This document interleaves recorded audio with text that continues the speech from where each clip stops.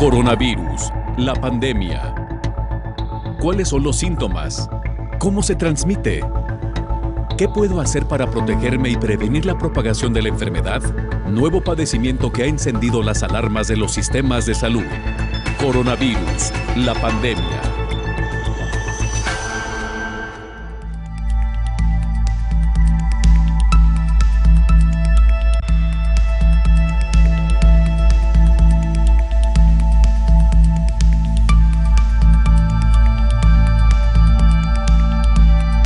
¿Qué tal?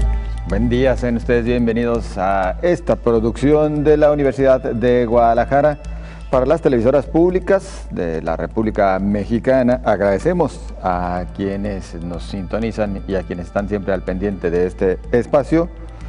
Ya llegamos a nuestro programa 332 de coronavirus. También gracias a quienes desde otros puntos de América Latina siguen esta transmisión. Puede enviar sus comentarios, recuerde, puede enviar sus comentarios a través de las redes sociales, en Facebook y Twitter, nos encuentra como Canal 44 TV. También recibimos sus comentarios por la vía de WhatsApp en el 33 22 42 06 90, 33 22 42 06 90. Acompáñenos y participe, nos interesa su opinión. Este día, en Coronavirus, la pandemia, tendremos el análisis de países que entraron en crisis sanitaria, social y económica a causa de esta pandemia. Además, COVID-19 conduce a pérdidas masivas de ingresos y productividad, es lo que asegura la ONU. Las expectativas de que la vacunación logre controlar esta pandemia y los efectos de los masivos planes de estímulo llevaron al Fondo Monetario Internacional a mejorar este martes sus perspectivas para crecimiento económico global para 2021. Igualmente, autorizan en México la compra de la vacuna, pero las farmacéuticas consideran que sería hasta diciembre o después. Tendremos igualmente el reporte desde Cuba, así que le invitamos a usted a que nos acompañe en lo que resta de la presente hora, en la que le tendremos todos los detalles de lo más reciente en torno a esta pandemia que aqueja al orbe entero. Y si nos permite, iniciamos con la información. Poco antes de la reunión virtual del Foro Económico Mundial, la ONG Oxfam presentó su conocido estudio sobre la desigualdad y distribución de la riqueza mundial. Su conclusión: la situación está empeorando. Desde que comenzó la pandemia, los gobiernos de todos los países han tenido que decidir entre la salud del colectivo y la economía. Nadie se imaginaba que sería tan prolongada, por lo que en los primeros meses se realizaron varias acciones de confinamiento y de soporte por parte de los gobiernos. Sin embargo, con el paso de los meses, los comercios no esenciales, así como el turismo y muchas otras industrias, han entrado en crisis.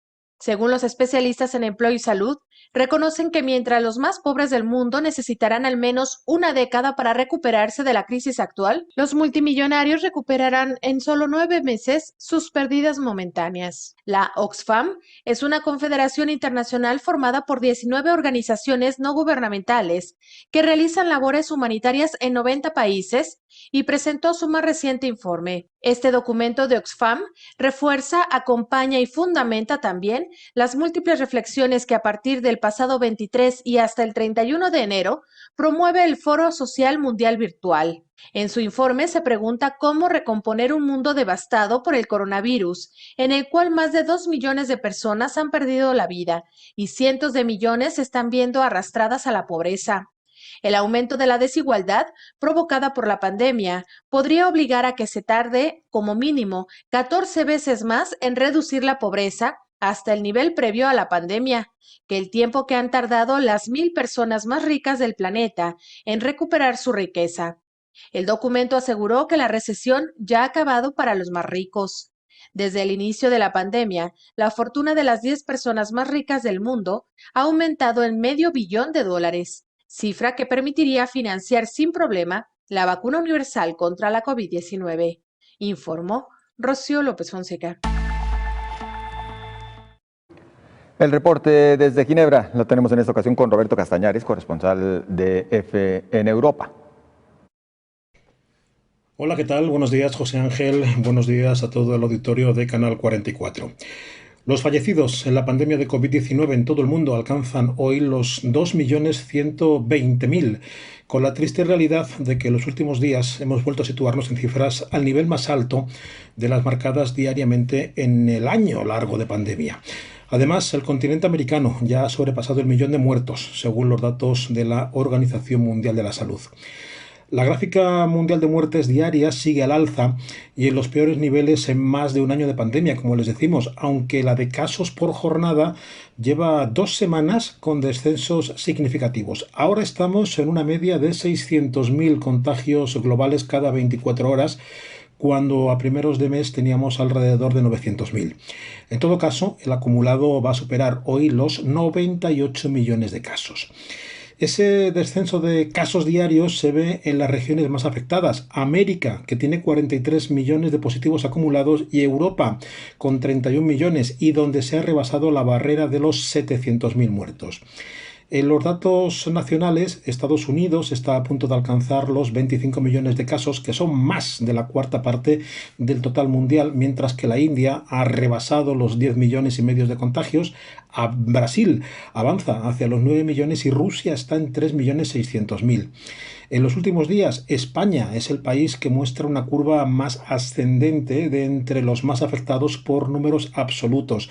Y aunque sus cifras han descendido ligeramente en los últimos días, habrá que esperar para confirmar si se ha superado o no este tercer pico de contagios. Y un apunte relacionado con las consecuencias de la pandemia.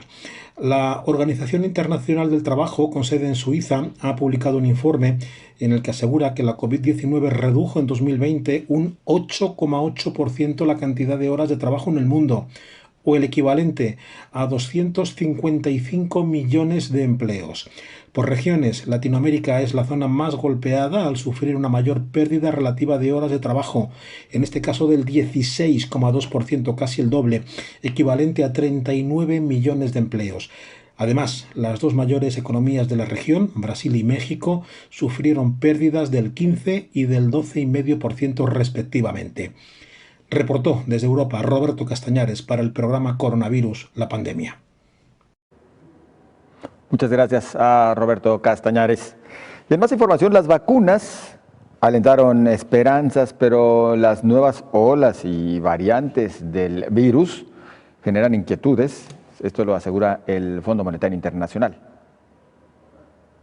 La reciente aprobación de vacunas alentó la esperanza de que la pandemia llegue a un punto de inflexión más adelante en el año. Sin embargo, las nuevas olas y variantes del virus generan inquietudes en las perspectivas económicas. En medio de la incertidumbre, la proyección del crecimiento económico mundial es de 5,5% este año y de 4,2% en 2022.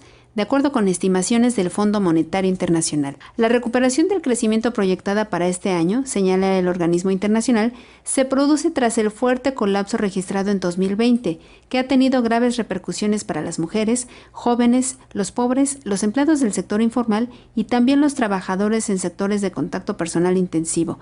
Se estima que la contracción del crecimiento mundial en 2020 fue de menos 3,5%, es decir, 0,9 puntos porcentuales mejor de lo proyectado anteriormente. Para controlar la pandemia en todo el mundo se precisa una estrecha cooperación internacional.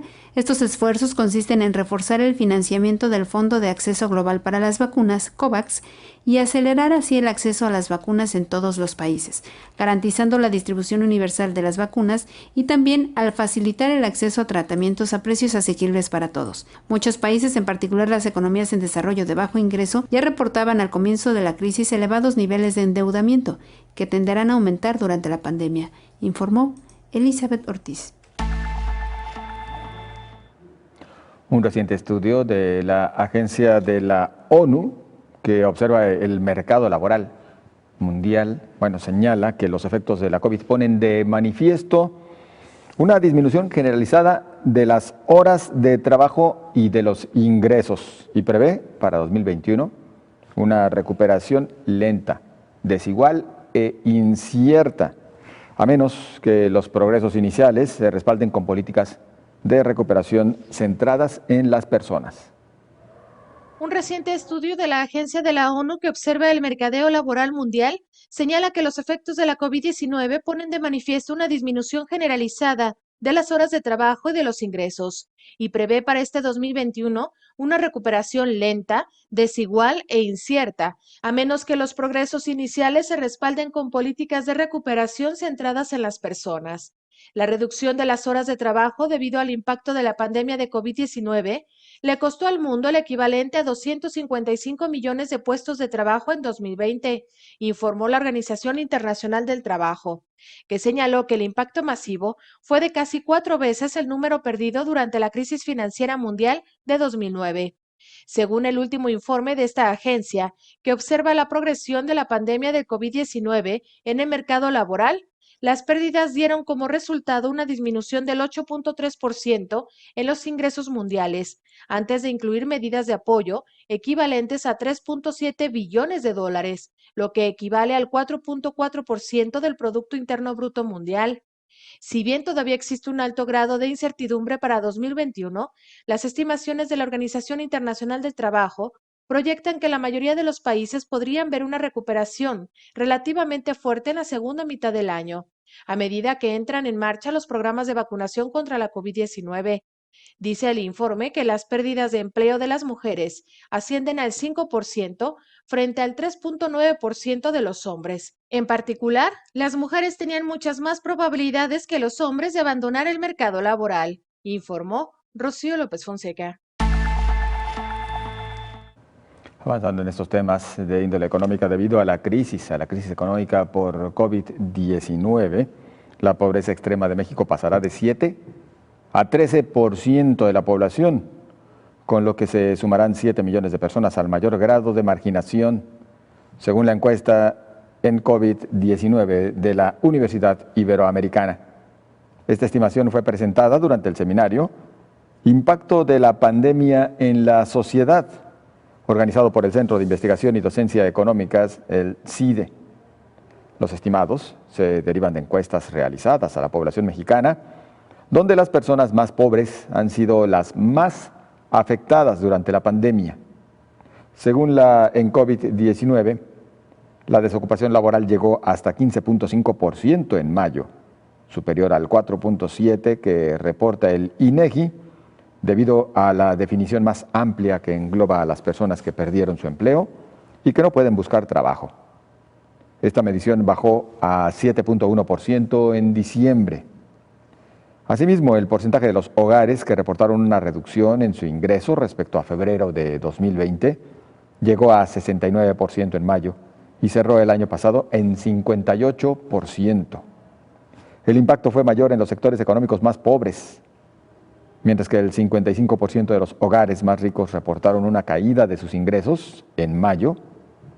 El 73% de los hogares más pobres reportaron reducciones según la encuesta.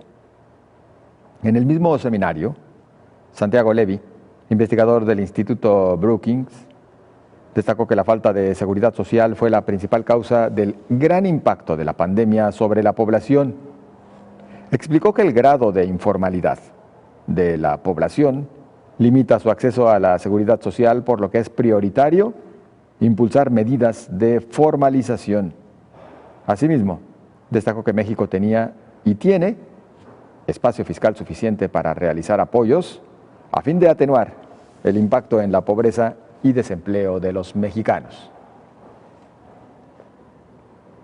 Acompáñenos a una pausa. Regresamos con más información.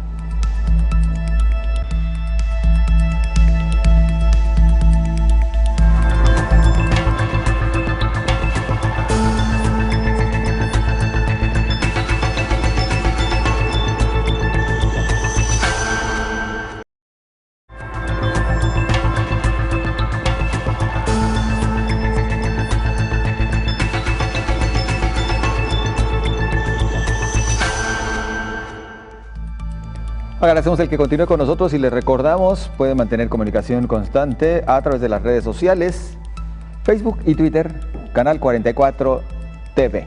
Participe con nosotros y acompáñenos. Vamos a más información. Y es que en México fue autorizada la compra de la vacuna tanto a gobiernos subregionales como a iniciativa privada. Sin embargo, las farmacéuticas prevén que sea hasta diciembre o después cuando esto resulte factible. En México ya es oficial que los estados y empresas puedan comprar la vacuna anti-COVID. Ahora el desafío es encontrar el biológico disponible. De esta forma, las 32 entidades federativas, las empresas y el gobierno federal van a coadyuvar en el Plan Nacional de Vacunación. Así quedó establecido en el Diario Oficial de la Federación. Los gobiernos deberán presentar los contratos con las farmacéuticas para adquirir las vacunas, informar la cantidad de dosis de vacunas adquiridas y las aplicadas a la población, respetar el calendario y la prioridad de grupos para evitar la duplicidad, instrumentar medidas de prevención y control emitidos por la Secretaría del Ramo, además de garantizar la trazabilidad del proceso de vacunación. Los gobernadores del Partido Acción Nacional dieron a conocer que tras intentar la compra del biológico, representantes comerciales de AstraZeneca y Pfizer les indicaron que no hay vacunas disponibles. Un posible suministro sería a partir de diciembre de 2021 o para el siguiente año, informó Elizabeth Ortiz. Al teléfono saludamos a Atahualpa Merice, corresponsal de EFE en Cuba, que nos ofrece justo este reporte acerca de cómo se encuentran en Cuba a propósito de esta pandemia. ¿Qué tal? Buen día. Buenos días, ¿qué tal? ¿Cómo están? Aquí estamos desde La Habana. Con el gusto de saludarte, Atahualpa. Por favor, adelante con tu reporte. ¿Cómo se encuentran con la COVID-19? Bueno, bien por decir algo, porque aquí vamos de récord en récord de casos. Por ejemplo, hoy tenemos 825 nuevos casos de COVID-19. Ayer tuvimos 786 y ambos son récord absoluto desde marzo, récord diario. Tenemos 4 fallecidos hoy, tenemos que lamentar la muerte de 4 personas. El número de fallecidos sí que estos días han oscilado, pues entre 2, 3, 4. Y bueno, así está el país. Está desde luego en el peor momento de la COVID desde que empezara la pandemia. Visto desde una perspectiva un poco más internacional, a lo mejor no está tan mal como otros países, ¿no? Cuba tiene 11.200.000 habitantes, así que bueno, menos de 1.000 casos diarios, pero aún así avanzando y la situación es bastante preocupante aquí en el país. ¿Algún proyecto y algún avance con respecto a temas de aplicación de la vacuna en Cuba? Pues de momento no se sabe nada nuevo desde hace varios días. Cuba está desarrollando, como se sabe, 4 candidatos a vacunas para la COVID-19. Están ahora mismo los más avanzados en la fase 2, la fase intermedia de ensayos clínicos. Y bueno, se espera que en los próximos meses pues ya lleguen las siguientes fases y pues en 2, 3 meses a lo mejor empiecen ya a aplicarse las vacunas. De momento el Estado no ha adquirido tampoco dosis en el mercado internacional para tratar al personal de riesgo y a los sanitarios, etcétera, y a las personas más vulnerables. Así que Cuba lo confía todo a su propia vacuna, que se llama Soberana. Y con los avances que Cuba siempre muestra en lo que refiere a investigación médica, ¿qué tanto han logrado también en cuanto a tratamientos alternativos de la enfermedad? Bueno, pues Cuba está aplicando una variante de interferón, es un antiviral y parece que la mortalidad no es demasiado alta en comparación con otros países por la COVID-19 y bueno, está dando un tratamiento bastante personalizado tanto a los pacientes de la COVID como a las personas a las que tiene que aislar, ¿no? Hay unas pesquisas, van los médicos, pasan por las casas para buscar posibles síntomas, a los viajeros sospechosos pues se les da un alto seguimiento, se les hacen 2 PCRs, primero cuando llegan al país, luego otra PCR a los 5 días. Y como digo, es uno de los pocos países, o quizá el único, que cuando hay un confirmado lo mete en un centro médico. Es decir, todos los casos activos de coronavirus, que ahora son más de 4.800, están recluidos en centros médicos donde se les supervisa y se les aplican tratamientos. Este punto resulta interesante, Atahualpa. Las personas confirmadas con COVID no se quedan aisladas en casa en ninguno de los casos hasta el momento, vaya. Bueno, por norma, no sé si a lo mejor hay alguna excepción de algún caso especial, pero en principio todos los que están confirmados con el coronavirus van a parar a centros médicos y otros lugares que han sido habilitados precisamente para eso. Disponibilidad de oxígeno. Hay algunos países, y entre ellos acá México, donde hemos visto que la cantidad de pacientes y la demanda de en algunos momentos ha dificultado el acceso al oxígeno. ¿Cuál es la experiencia de Cuba? De momento en Cuba no hay problema, porque no hay un alto número de casos graves y críticos que necesiten oxígeno, solo son unas decenas. Pero claro, existe la preocupación entre las autoridades de que si la enfermedad va a más y de repente se empiezan a multiplicar los casos y mucha gente se pone grave y necesita oxígeno, pues claro que hay una limitación, ¿no? Pero de momento en Cuba, por lo menos ahora, esa no es una preocupación inmediata. Atahualpa, muchas gracias. Agradecemos tu reporte y bueno, seguiremos seguramente en comunicación. Muy amable. Perfecto, muchas gracias. Que tengan un buen día. Buen día. Es Atahualpa Americe, corresponsal de EFE en Cuba. Yo saludo al doctor Héctor Raúl Pérez Gómez, infectólogo, y bueno, nuestro médico de cabecera aquí en coronavirus, la pandemia. Doctor, ¿cómo está? Qué gusto saludarte, José Ángel. Muy bien, buen día. Buen día. A ver, doctor, vamos a entrar en un análisis de países que entraron en crisis sanitaria, social y económica a causa de esta pandemia, pero me detengo un poquito con esta experiencia que nos acaba de describir Atahualpa en el caso de Cuba.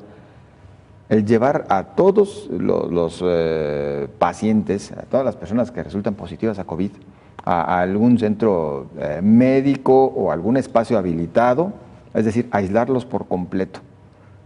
¿Sería imposible en algunos países hacer esto? Imposible, dadas las cifras para algunos países, pero Cuba ha sido de los países con un menor número de enfermos de COVID y creo que bajo esas circunstancias puede ser una buena estrategia. Asegurar el confinamiento de 14 días, por lo menos, que es el periodo durante el cual se ha definido un paciente puede transmitir la enfermedad a otro. De hecho, de 3 meses a 4 meses a la fecha, se ha acortado el periodo considerado por la Organización Mundial de la Salud como periodo de transmisión a solamente 10 días. Cuando un paciente ha tenido un COVID leve, moderado, y cuando ese paciente ya no tiene fiebre y tos. Y entonces este aislamiento puede, por lo menos, disminuir el riesgo de transmisión a 2.5 personas más, Sí. porque este es el considerado número básico de reproducción, el número de pacientes que se pueden infectar a partir de un caso índice. Entonces, creo que es una buena estrategia, porque además, si en ese sentido existe la capacidad para mantener una buena vigilancia de esas personas que están en aislamiento, bueno, en particular, monitorear oximetría, temperatura, y de esa forma identificar aquel caso que está evolucionando a gravedad, para que ese caso ya en específico sea llevado a un espacio hospitalario de atención especializada, ¿no?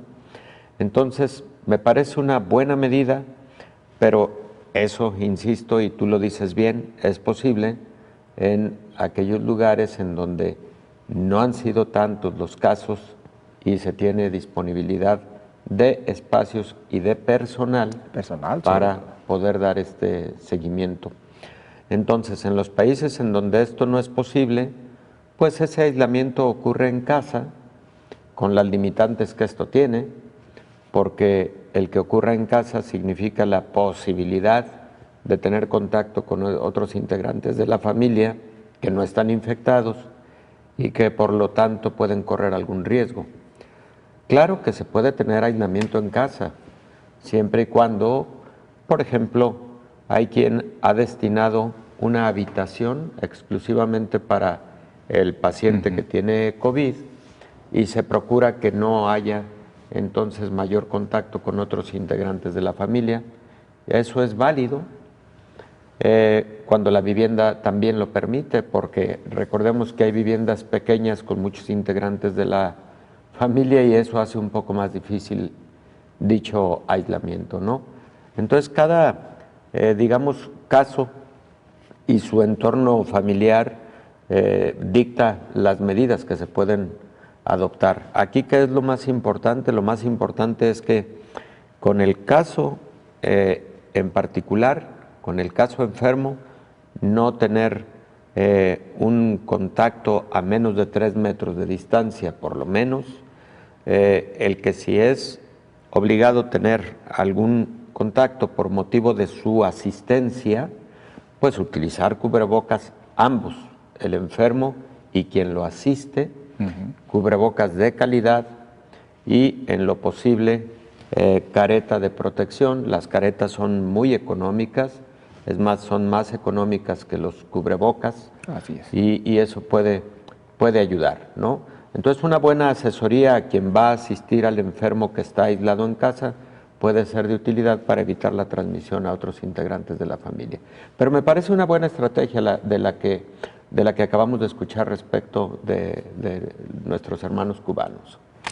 Bien, pues, doctor, entraremos al análisis de países que entraron en crisis sanitaria, económica, social a causa de esta pandemia, pero en este momento tenemos que ir a una pausa. Claro. Así que continuamos enseguida. Acompáñenos.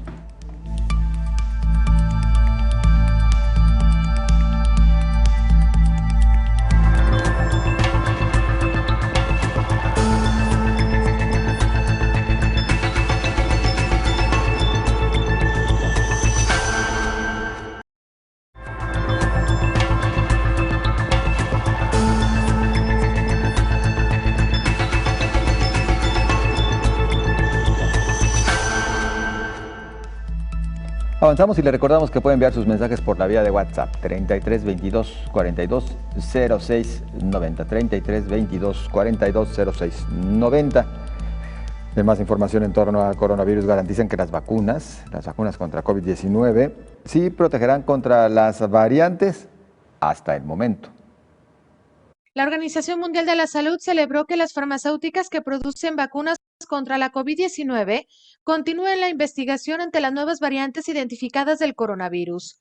Moderna, por ejemplo, anunció que su vacuna de momento es efectiva ante las mutaciones identificadas en el Reino Unido y Sudáfrica y que hará pruebas para posibles dosis de refuerzo. El organismo internacional informó que se está actualmente revisando el plan estratégico del acelerador de herramientas contra la COVID-19 para el 2021 y afirmó que la detección progresiva de mutaciones que causen preocupación, especialmente las llamadas proteínas del pico, proteínas de S, es una de las prioridades. El asesor jefe de esa agencia de la ONU, Bruce Engelward, reiteró que la prioridad en este momento es la distribución de las vacunas que ya se tienen porque se sabe que funcionan contra las variantes que existen hasta el momento. El funcionario señaló que esperan que los fabricantes de vacunas sigan compartiendo información sobre las herramientas que utilizan y las variantes que tienen en cuenta para el desarrollo de sus productos y los ensayos clínicos. La líder técnica de la OMS, María Van Kerkhove, informó que además se encuentran trabajando con socios de todo el mundo para mejorar el sistema que detecta los cambios del virus cuando emerjan. La funcionaria internacional explicó que se usarán otros sistemas para no comenzar de cero en cuanto a la identificación de las variantes del nuevo coronavirus, como los que se han usado para la influenza, polio, VIH, entre otras estrategias, informó Rocío López Fonseca. La farmacéutica AstraZeneca pospuso este miércoles para mañana jueves una reunión que tenía prevista con la Unión Europea en plena polémica por la entrega a tiempo de las vacunas.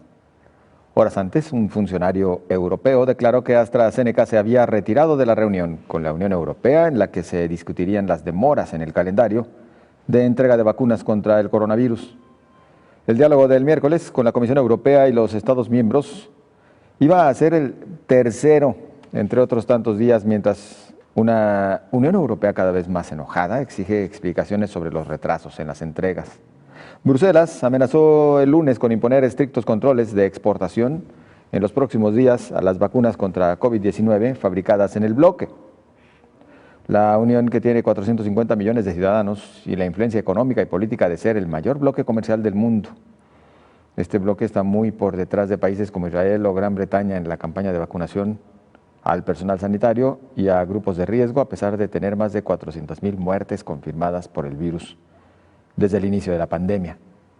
Las demoras en las entregas planificadas de la vacuna de AstraZeneca, que se espera reciba luz verde del regulador comunitario el viernes, junto a los contratiempos en la distribución de la desarrollada por Pfizer y BioNTech, aumenta la presión sobre los países de la Unión Europea, que por cierto solicitó hoy que la compañía publique el contrato firmado con los 27, después de una entrevista del director ejecutivo del laboratorio, Pascal Soriot, al que las autoridades comunitarias acusan de haber desvelado cláusulas confidenciales.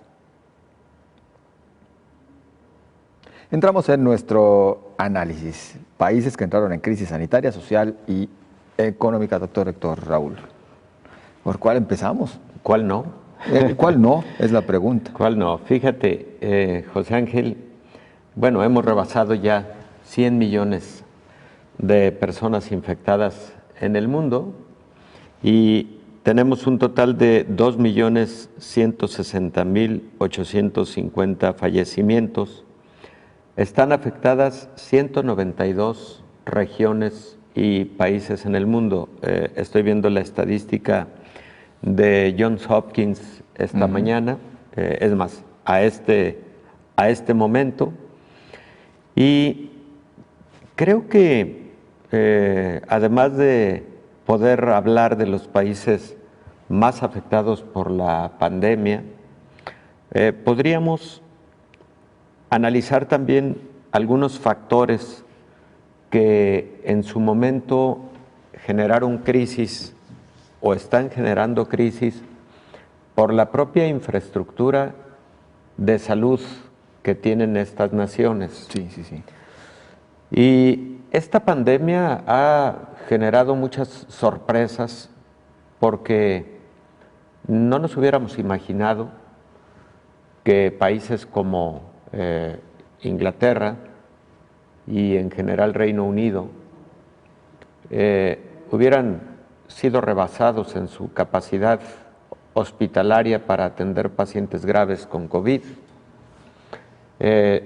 No nos hubiéramos imaginado ese mismo escenario para Francia, para Italia, que fue el segundo epicentro de la pandemia, para España.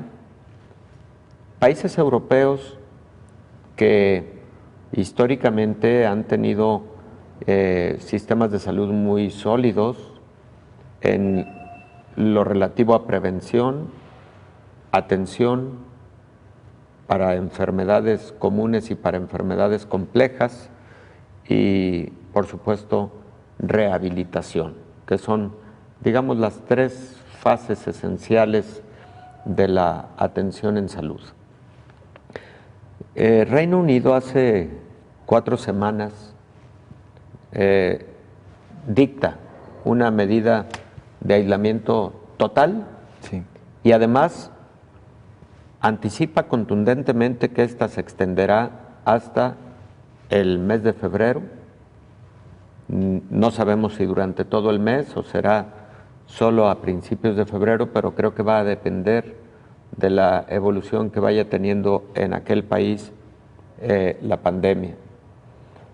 Lo hicieron precisamente, claro, por el incrementado número de contagios diarios, pero también porque vieron en alto riesgo la capacidad hospitalaria, casi saturados y en un momento dado sin oportunidad de hospitalizar a más pacientes que estuvieran teniendo requerimientos de oxígeno, por ejemplo.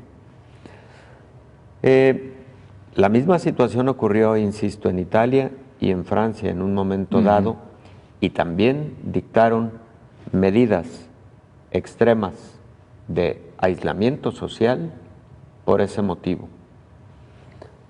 Estados Unidos es el país más afectado del mundo en cuanto al número de casos y también en cuanto al número de fallecimientos. Y uno podría pensar que tiene que ver con el tamaño de la nación, más de 300 millones de personas, la población norteamericana. Sin embargo, cuando lo analizas por 100,000 habitantes en cuanto a mortalidad y cuando lo analizas de igual forma en cuanto a número de casos por 100,000 habitantes, Estados Unidos sigue ocupando primeros lugares.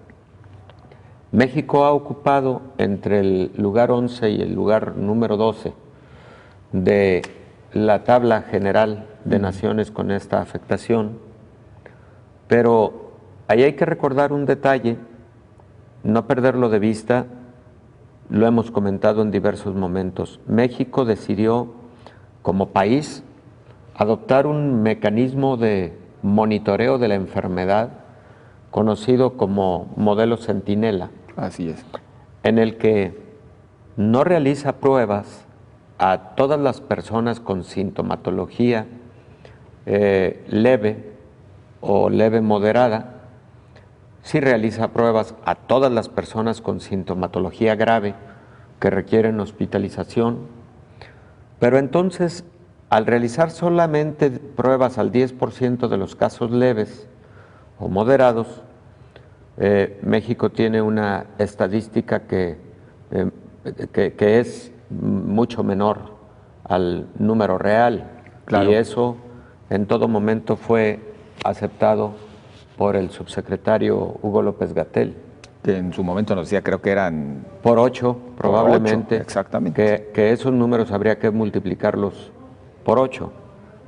Entonces, quizás ese lugar 11 o 12 en la tabla del número de personas afectadas en el mundo, las naciones afectadas en el mundo, pues estaría México en un lugar mucho más arriba, claro, que el lugar de Cuba. Y bueno, los países latinoamericanos más afectados en cuanto a números crudos de casos han sido Brasil, México, por supuesto. Colombia, y en cuanto a letalidad, el país más afectado, incluso en el mundo, ha sido México. Probablemente tiene que ver también con lo que acabamos de señalar, de que si no le realizas examen de laboratorio a todos o a casi todos los pacientes que han tenido sintomatología, como la letalidad se mide entre el número de las personas confirmadas, claro, entonces ahí tienes una situación más de números que posiblemente real. Y por eso estamos en una letalidad alrededor del 7 al 8%, que llegó a ser del 11 a 12%. Cierto. Entonces, México es considerado el país con mayor letalidad en el mundo, pero en parte puede ser relacionado por esa estadística, ¿no? Claro. Doctor, en los países que cayeron en este tipo de crisis, tanto sanitaria como de otras índoles, ¿qué tanto inciden? Vaya, no estamos en un programa de análisis político, pero sí tenemos que decirlo, justo decisiones políticas respecto a cómo manejar el tema de la pandemia. Y decisiones políticas, por ejemplo, en el vecino país del norte, en los Estados Unidos, donde un ahora expresidente, Donald Trump, pues minimizaba cualquier efecto, cualquier impacto de esta pandemia. Inclusive él se negaba al cierre de actividad económica, al cierre de ciudades.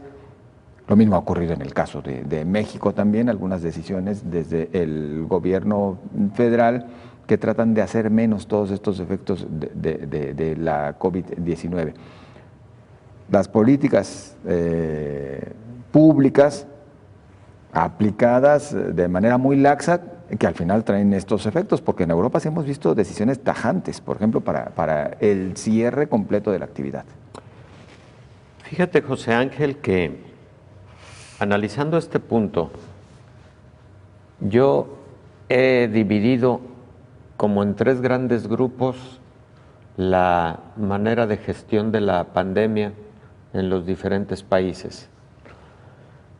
Hubo países que al inicio de la pandemia consideraron que, dada la baja letalidad que al principio mostró la enfermedad por el orden del 2.8 a 3%, Sí. Consideraron que era conveniente sí cuidar a la población de mayor riesgo, la más vulnerable, con aislamiento social, etcétera, pero al resto de la población permitirle una vida razonablemente normal y que si ocurría infección esto generaría lo que se conoce como inmunidad de rebaño, y que entonces esa inmunidad de rebaño sería equivalente a vacunación y por lo tanto podría sobrellevarse y sobreponerse en un momento dado a la pandemia. Fue el caso de Inglaterra. Así es. Pero Inglaterra muy pronto dio marcha atrás a esa decisión cuando vio que se estaba saliendo de control, sobre todo la mortalidad. Y modificaron la postura de forma inmediata. No fue el único, hubo otros países que pensaron en esa estrategia como una estrategia posible. Sí, claro. Irlanda entre ellos, si no me equivoco. Bueno, parte de Reino Unido, ¿verdad? Claro, claro, claro. Sin embargo, hubo otros países y que yo en lo particular siempre consideré que era inconveniente esa primera estrategia, ese primer mecanismo de gestión de la pandemia. Otro segundo escenario de gestión de la pandemia, dicho en forma general, ¿no? Es aquel en el que los países consideraron que se podría dosificar, entre comillas, la pandemia, la evolución de la pandemia, para no ser rebasados en la capacidad de atención hospitalaria y con ello evitar muertes al poder atender en los hospitales a los pacientes graves, aunque no se lograra cortar de tajo, acortar el periodo pandémico, pero sí dosificarlo. Y México estuvo en ese grupo de países que decidieron dosificar la pandemia. A mí me parece que también fue una estrategia inconveniente. Claro. Porque se ha convertido en una pandemia eterna, con todo lo que ha implicado desde el punto de vista sanitario, pero también económico y social. Ese alargar, ese dosificar la pandemia generó mucho cansancio en la población y el cansancio llevó a indisciplina social, así es, que ha llevado a mayor número de contagios. Y último, para luego poder desglosar, si te gusta la idea. Sí, perfecto. El tercero es el de los países que tomaron decisiones verticales, decisiones de cierre total, con mucha vigilancia, con vigilancia del propio Estado, que en algunos momentos pareció totalitaria la decisión y a lo mejor que atentaba a derechos humanos, etcétera, pero al final de cuentas, con todo y pena, son los países que han controlado mejor la pandemia, que tuvieron menos estragos en salud, económicos y sociales. Estoy hablando de muchos países orientales. Así es. Corea del Sur, China misma, Japón, Singapur, que tienen prácticamente bajo control la enfermedad. Tres grandes grupos desde mi punto de vista, José Ángel. Pues interesante análisis que continuaremos en unos momentos, no se vaya.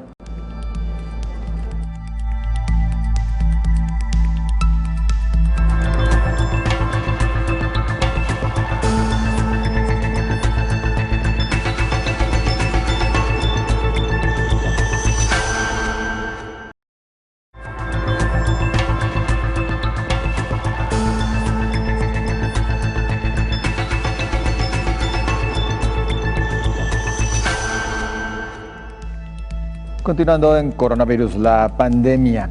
La segunda dosis de Moderna puede aplicarse hasta 6 semanas después.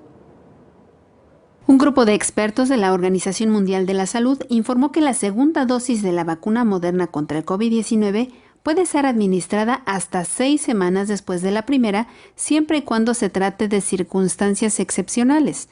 Los expertos recomendaron administrar 2 dosis con un intervalo de 28 días, pero la segunda inyección puede ser postergada hasta 42 días, si existe una fuerte presencia de la enfermedad en un país y escasez de vacunas. Sin embargo, no recomienda reducir la dosis a la mitad. La vacuna de Moderna ya fue autorizada en varios países.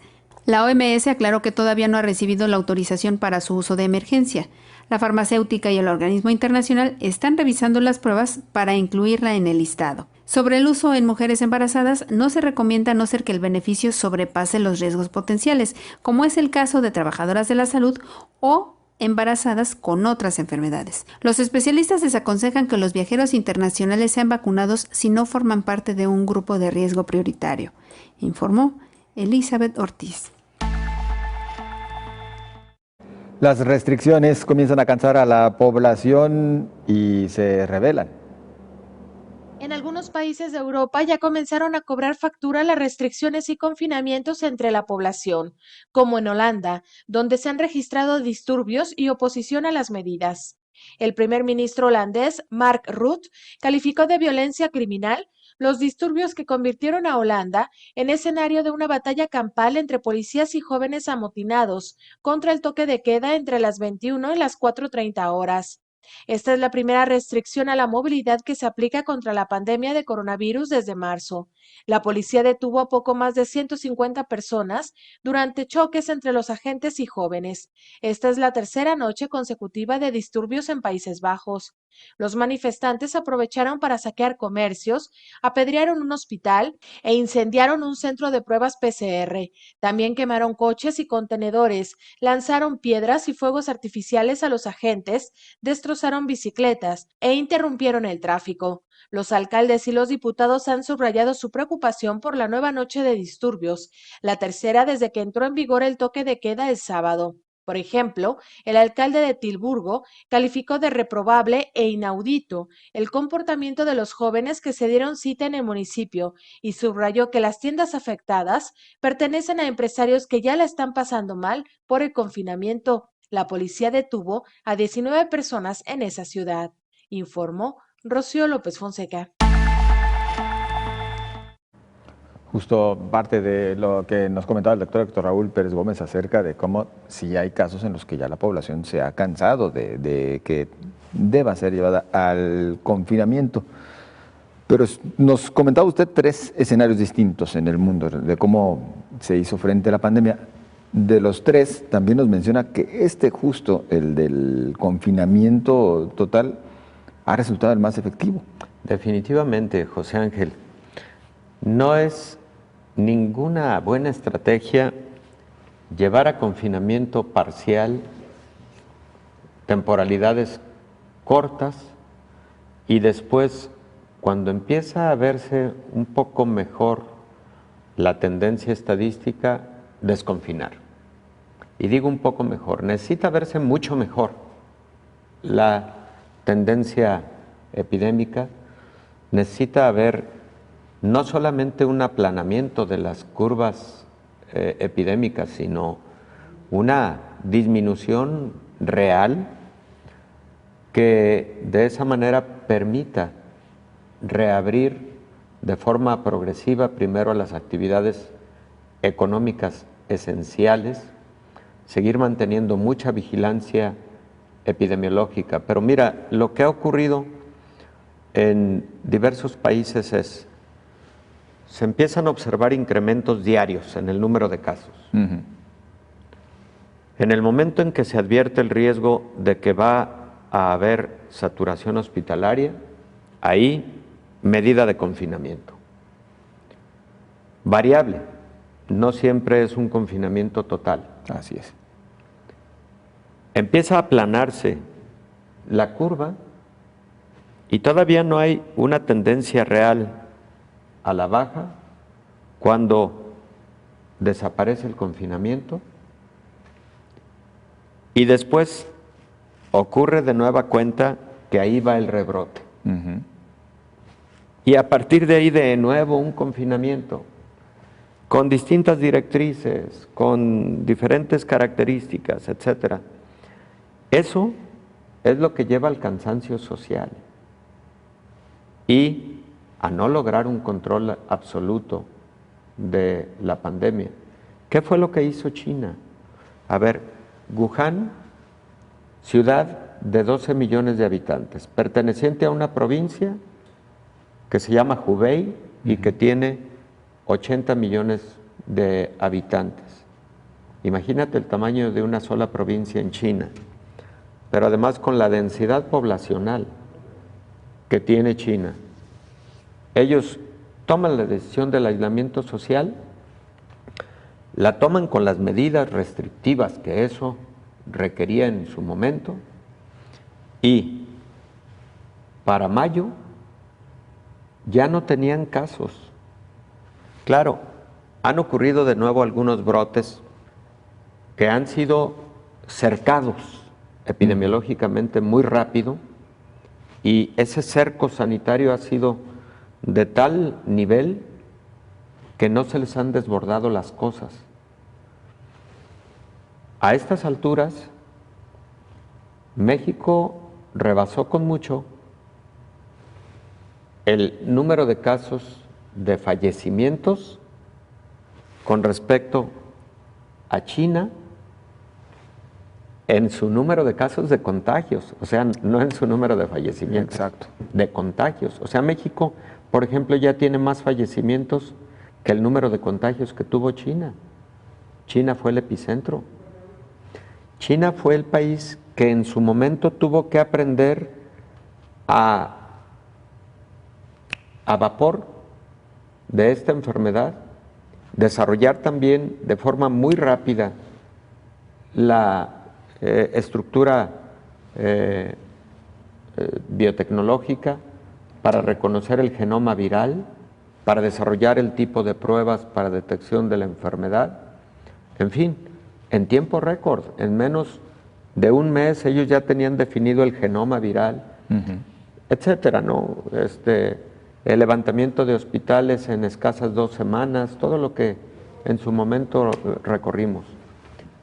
Sí, fue uno de los países más afectados económicamente, pero, último comentario en este sentido, tomaron decisiones tan radicales que en muy corto tiempo están logrando no solo sobreponerse a la crisis sanitaria, sino también a la crisis económica. Así es. Pues un análisis que seguramente debe continuar. Doctor, por lo pronto, muchas gracias. Gracias, José Ángel. Muy Siempre amable. un gusto. Un gusto y un placer del doctor Héctor Raúl Pérez Gómez. A usted también, gracias. Hasta mañana. Coronavirus, la pandemia.